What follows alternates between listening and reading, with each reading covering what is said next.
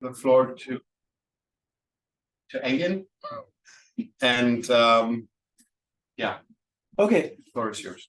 thanks very much, Leandros, for your earlier introduction and for your hospitality and for organizing this, as well as everyone else involved in it. It takes a lot of work. Much appreciated, and I'm grateful for the hospitality of the university as well. It's a fantastic morning. It was really revitalizing, energizing, and stimulating. I was listening on one hand, sort of in terms of the content, what I was hearing, but also in terms of what I was going to say in the afternoon and how it fits into what I'm saying, because what I'm doing is an ambitious project. The ambitious project's name is not Outline of a Metatheory of Citizenship. This is just in terms of reflecting on a book that I'm writing, which I will talk about. But this is also a reference to a colleague of mine and a source of inspiration for many of us who started to work on issues of citizenship in the late 80s and early 1990s, Brian Turner, who wrote a well-received, a well-known published an article called Outline of a Theory of Citizenship in 1990, that was. And he laid out some of the key elements of critical ways of thinking about citizenship differently than what we had inherited from T.H. Marshall framework of citizenship, a more sort of a state-based, conventional, rights-based approach to citizenship that does not really consider many of the things that we've come to understand critically about citizenship and its possibilities. 30 years on, my interest was also in these intervening 30 years, number of things happened. Found in my circle. Number of things happened.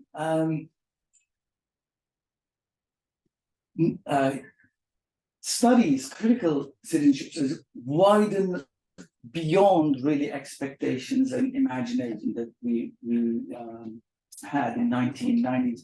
Brian and I were involved in establishing the Journal of Citizenship Studies by the end of the decade. Even then, we thought that a lot was happening since 1995 or so. It expanded to studies in India, Brazil, Turkey, in the global south, different kinds of studies in Europe, migrant activism, sans-papier movement. It has become much more complex. And one of the speakers earlier, I forgot her name now, said, I am dealing with something that has become so complicated and so blurry and fuzzy to be able to give some sense to it. Well, a few months ago, a publisher approached me and said, Professor Isin, you've been writing and publishing about citizenship. People are referring to you as part of critical citizenship studies scholar, doing various work and then using languages, but you have never really written a statement about your approach. And my first response was, oh, don't want to do that. Because who am I to collect together the last 30 years into a statement that is going to make some sense? Back and forth, I was given some evidence and some arguments. I won't go into details. This publisher convinced me that I should attempt, if not a statement, some, now what I call meta-theory of citizenship. And what I mean by that meta-theory is that I don't mean the nitty-gritty details of everything that you're studying. I studied with evidence, looking at how people are doing this and that, how do we describe it, and so on. But at the end of this differentiated approaches, after 30 years, is there an overview one can develop that it will apply to everyone, but none at the same time? That's where the meta comes in. It's a meta theory in the sense that it is not a theory that can be applied to, but it can resonate with various activities. If it does resonate well, then it becomes an approach, something to think with, rather than a theory to apply. So that's why I stayed away from the idea of a theory, but a meta theory, a number of principles. So this is how I organized. This is the current outline of the book. What I do, basically 4 principles organize the way I describe what I would do to publish it. These 4 principles, I say, it's not the principles I put forward, but I also learned by being involved in a movement nonetheless. Citizenship studies has been a movement of its own. Yes, it studies various movements itself, but it has been a movement. We were talking about it during the lunch. Leandros was saying that I wanted to gather these group together to exchange ideas, to discuss in an environment where we can actually develop ideas together on the basis of work that resonates with one another. And this is what we have been doing also in the last 30 years, learning from each other. It is a movement to think and practice citizenship differently. The current outline, so one, I'm going to spend a few minutes about what we have learned. This is how I'm going to refer to what we have learned. I'm not necessarily voice of a generation, but what we have learned, what I have learned collectively from this movement. Citizenship is an institution of domination and emancipation. You can't take your pick. It's not one or the other. It can function both for domination, repression, oppression, differentiation, sexual domination, patriarchal domination, racial domination. These are all elements of citizenship. We have learned that citizenship is not independent, benign institution, away and different from all of that. That was the earlier conception of citizenship, which I came to associate with Max Weber. So for Max Weber, citizenship is an institution of emancipation, period. It doesn't do domination. We have gone beyond that. So I need to explain that. Second one, this is also some of the difficulties you're dealing with, and I hope that it provides some language, some ways of thinking with it. That what I've done, I've invented a new sort of convention, and I call citizenship operates or functions in 4 identifiable fields. And I describe these fields with this convention of in. What I try to do with that, like citizenship law, is something that we can relate to when it is a citizenship law. It is about citizenship. We study the legal aspects of citizenship. And it is often also a state law, public law, or international designates who can do what, rights and responsibilities, the citizenship law.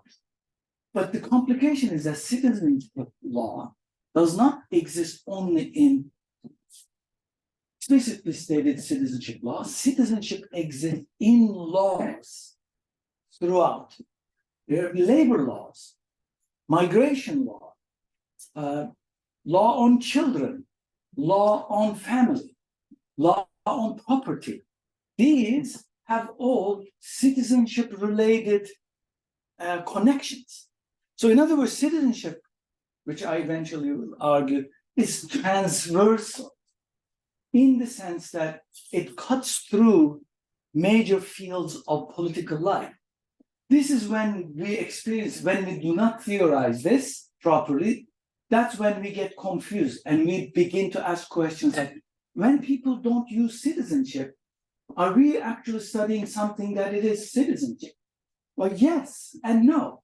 Yes, in fact, if it traverses laws and says something about citizenship itself.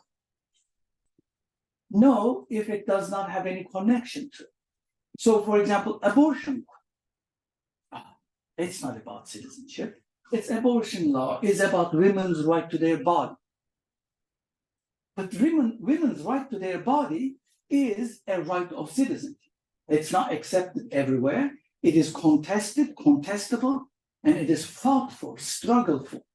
And similarly, sexual differentiation, queer right to marriage, same-sex marriage. It's not about citizenship.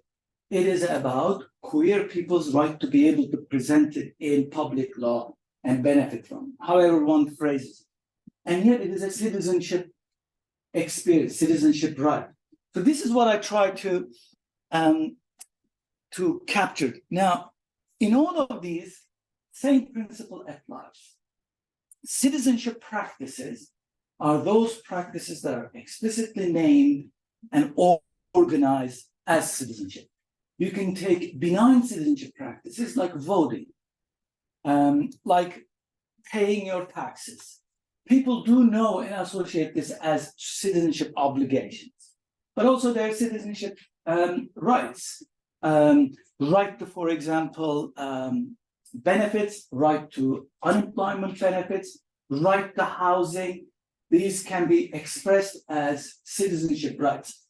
But citizenship in practices can also invoke various things that are not necessarily associated with citizenship as such.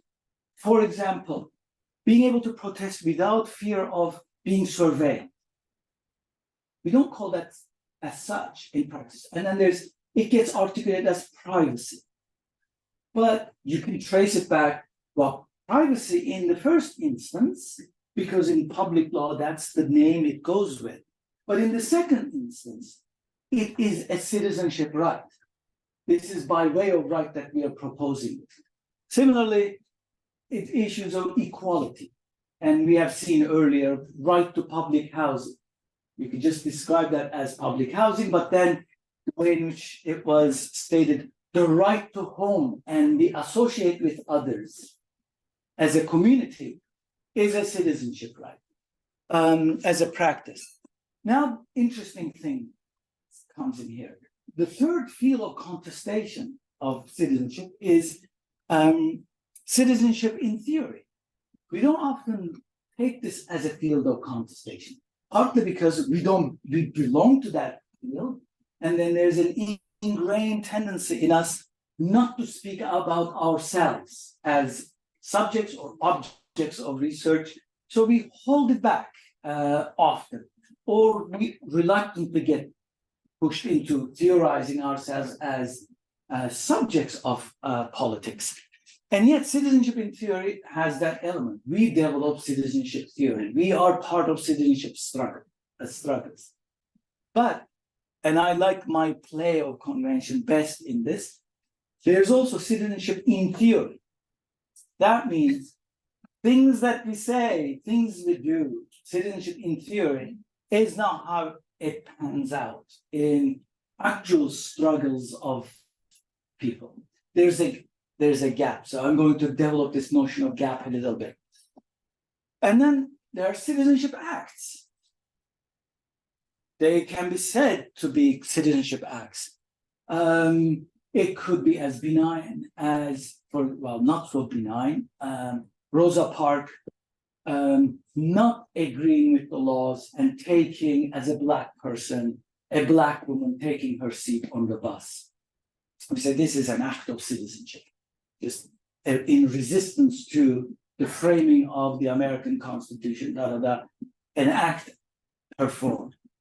But then there are acts that not necessarily name citizenship. Sometimes you call resistance. Sometimes you call solidarity. Sometimes you call cooperation. Acts of repression can also be, and these citizenship in them has to be teased out. So citizenship acts are easier part of it, however much we are debating it.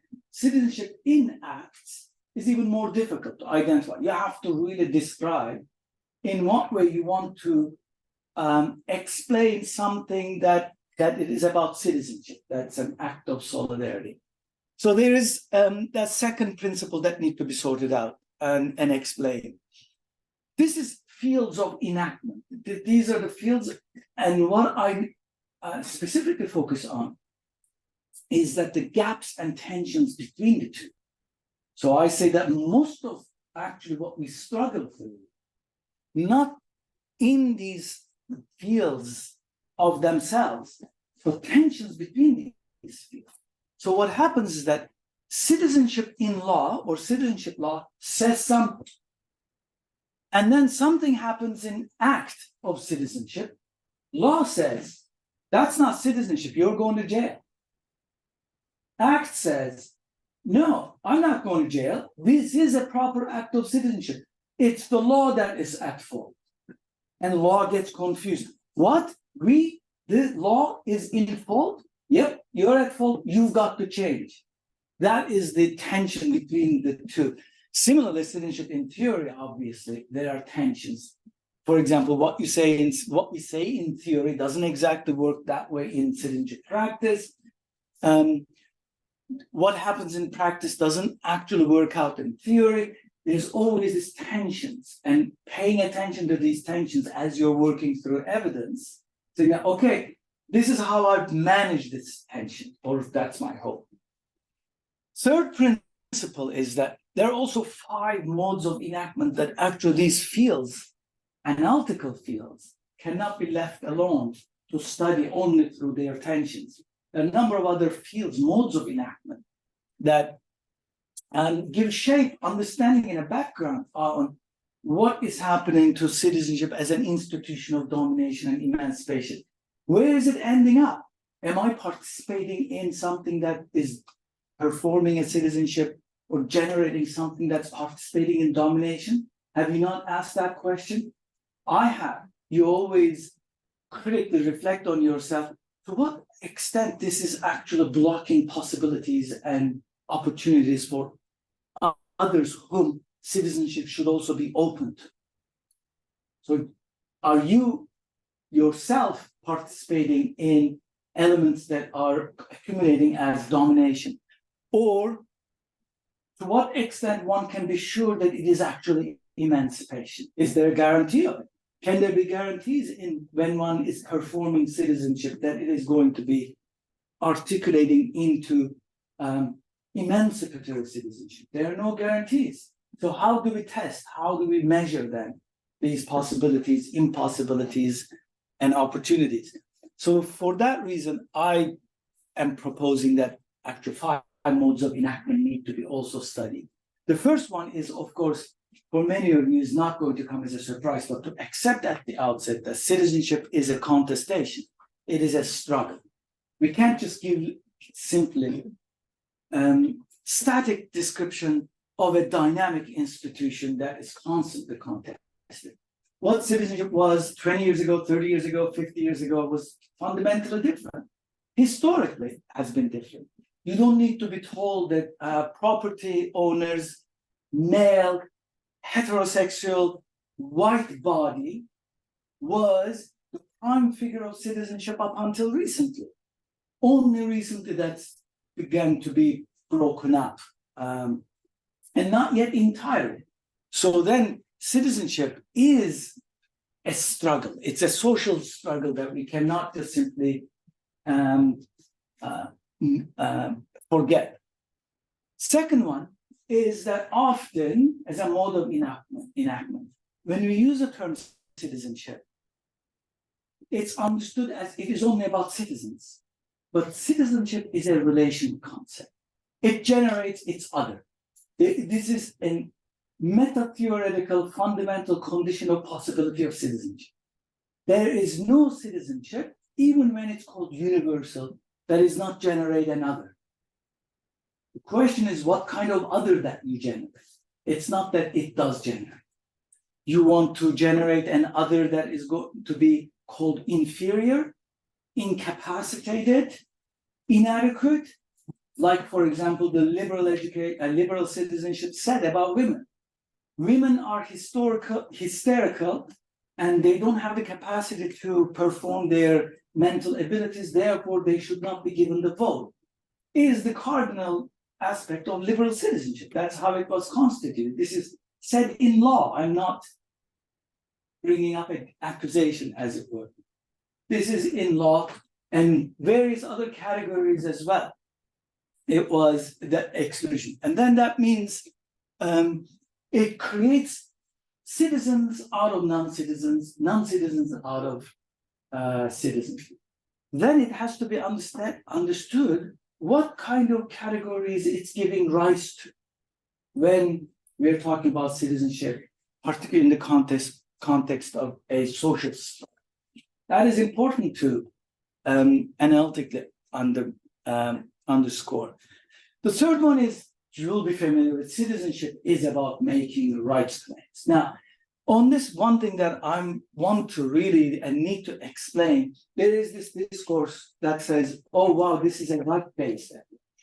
I'm going to draw a line between a rights-based understanding of citizenship versus performative citizenship. In performative citizenship, when we use the term making rights claims, the subjects who are making these rights claims are not already inscribed as citizens. It could be citizens, it could be non-citizens, it could be secondary citizens, citizens whose ability and restriction, ability and mobility are restricted by the state in various ways. But making rights claims involves also making rights claims that you don't have a right to. And then you say, no, I do have a right to. This is how citizenship in law changes. Unless there is this resistance built into citizenship, our understanding, we will not understand resistance.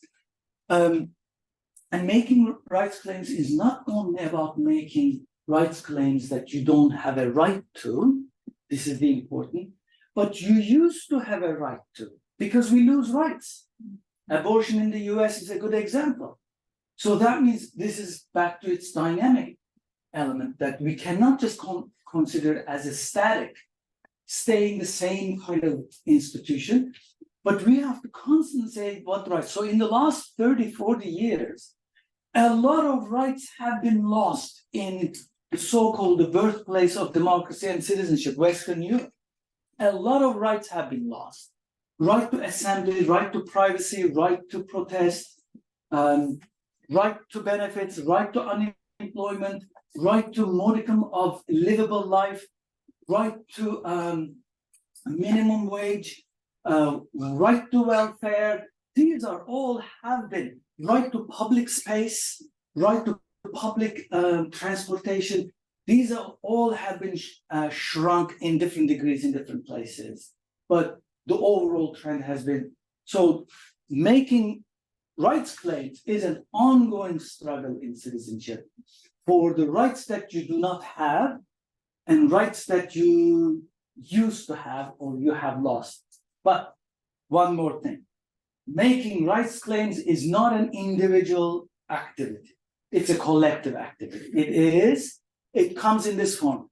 I, we, they have a right to. So it has different instantiations, but you can make rights claims, for example, on behalf of others. It is not necessarily a guilt. It's not necessarily a sin to say that those who are not positions to make right claims, I have a right to make rights claims on their behalf, or recognize when they make rights claims. So I, we, they work in tandem with one another, and then they circulate. It's not one or the other. This is an important part of making rights claims. If you make these qualifications, this is not a rights-based individual liberal idea of rights. It resignifies the idea of rights. But it is important to clarify it, because often when we use the term rights, it's signified in that regular way. Citizenship involves both domination and emancipation. I've already said a few things. I'm not going to say more. Beyond also my initial remarks, what I want to describe is that even acts of citizenship, despite the fact that we often work with examples that are progressive, acts of citizenship are not necessarily progressive. So, for example, right-wing movements are just as capable of performing performative citizenship and acts of citizenship as right-wing. So this, as the left-wing progressive, from people's point of view. So we ought not to be surprised by the fact that they can bring about various subjects into being. But if we are working with the entire set of principles, then we would have, at a meta-theoretical level, although we recognize that in fact people have a right to protest on the basis of environmental denialism, but in substantive terms, in terms of the kind of rights claims that it is making, this is wrong. One can make that, but not because it is not an act of citizenship. So this is very important to make a clarification. It's not the monopoly of anyone. And this is why citizenship is, performing acts of citizenship are open to anyone and everyone, unlike citizenship law.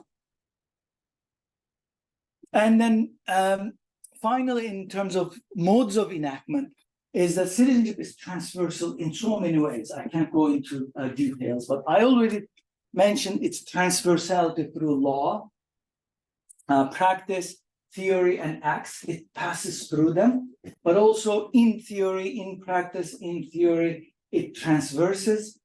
But also some of the issues already this morning that have been raised about, for example, whether multiscalar nature of EU citizenship is inhibiting or encouraging citizenship. In this case,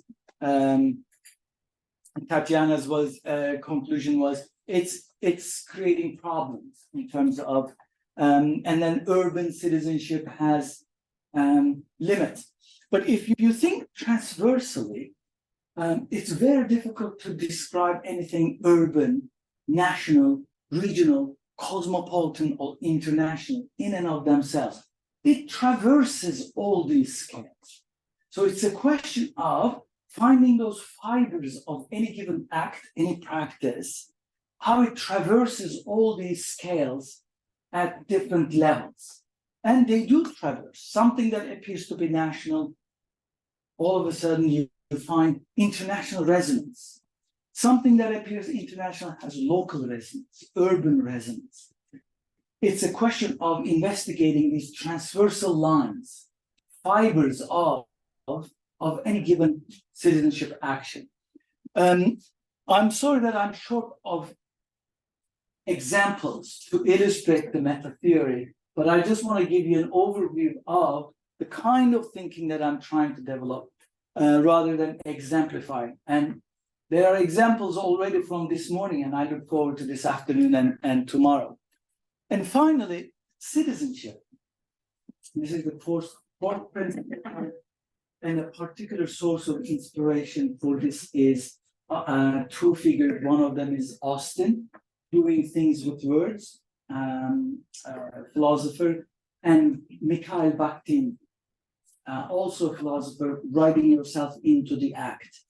So for both of whom, there is really no possibility of giving a description of anything without being involved in that. So we, at the moment we're describing something, we are also bringing it into being. There's no outsider status that we can describe. This has huge implications for us theorists, those who study things in a relatively privileged and enclosed spaces.